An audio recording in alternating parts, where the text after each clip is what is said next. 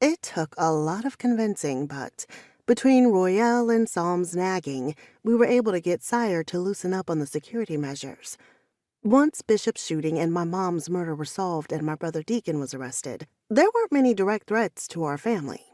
My cousins had all pulled back from the street shit since they had wives and children to think about. My only prayer was that they would back off and let me have a life of my own. Reducing my security was definitely a start. At that point, I only had escorts to and from work, and someone to keep an eye on me while I was at home. If I was going to the club or somewhere crowded, Liam or Bobby would go with me. I was going to speak to Sire about swapping Bobby out, but I had to find the right words. I didn't want him flying off the handle and killing the poor guy just because he had a crush on me. I already knew that he had given anyone who worked with us detailed instructions about keeping their eyes and hands to themselves. As annoying as Bobby was, I kept telling myself I couldn't blame the man for having eyes.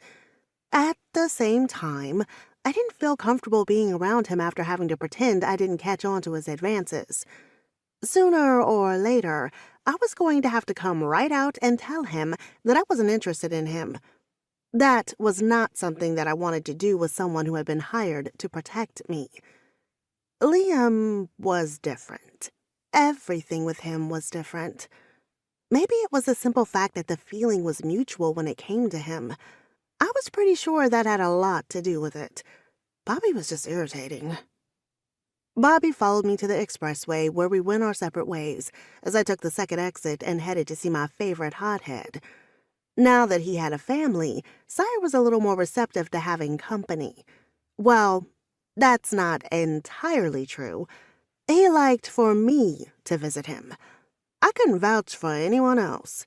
As I left the city limits, I rolled my eyes at how far out into the abyss he chose to live.